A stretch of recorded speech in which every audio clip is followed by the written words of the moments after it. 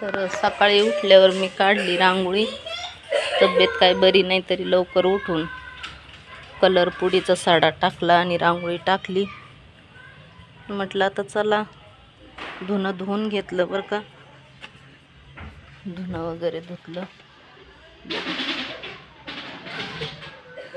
धुणं बिणं धुवून झालं. म्हटलं चला आता करावा तयारी आपली स्वयंपाकाची. भलं दिवाळीच्या आदल्या दिवशी आणलं, पण आणलं म्हणलं सामान काहीतरी, तर चला. तर डाळ टाकली. इथं उन्हाला थोडीशी गरम व्हायला. मला जरा डाळ अशी वल्ल्यासारखी वाटते. म्हणलं हरभऱ्याची डाळीचे लाडू बनवूया. गावाकडचं हे फेमस आहे आयटम डाळीचे लाडू. तर 1 किलोभर डाळ उन्हाला टाकली जरशी हे करायला, आणि रवा थोडा उन्हाला ठेवला.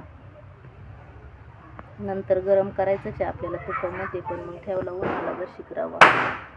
हे पण रव्याचंच पाकिट आहे. थोडी डाळ उन्हाला ठेवली. म्हणलं आता करा सुरुवात.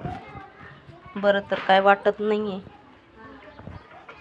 बरं वाटू नाही वाटू स्वयंपाक तर बनावाच लागेल ना.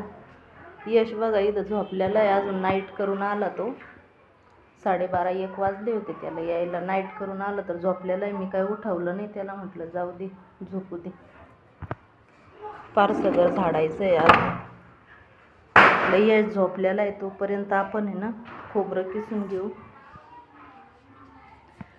खोबरं तरी किसावं म्हणलं बसल्या बसल्या.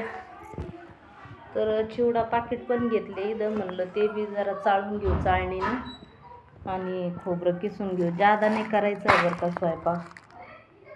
लोकले 1-1, 2-2 किलोचे करतात. तिथं मी आपले पावशेरचंच बनवणार आहे.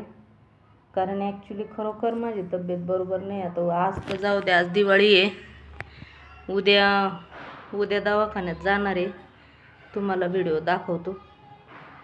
मला चेकअप करायचं आहे की का सतत असं आजारी नाही का. हातपाय सुचतात आहे, तोंड सुचतं आहे. तर उद्या किंवा परवा, नाही तर शक्यतो मला असं वाटतं मुली येऊन गेल्यावर जावा दवाखान्यात. कारण मुलींना देखत त्या येतील इथं माहेरी, आणि आपण दवाखान्यात जायचं बरं नाही वाटत ना. तर बघू मुली गेल्यावर जाऊ. बघू जसं ॲडजस्ट होईल तसं करू. पण आता तर स्वयंपाकाला लागूया.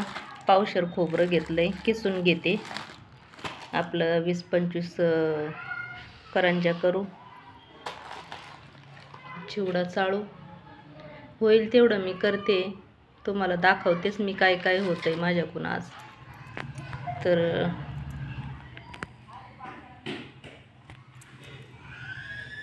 ठेवते मी. बाय.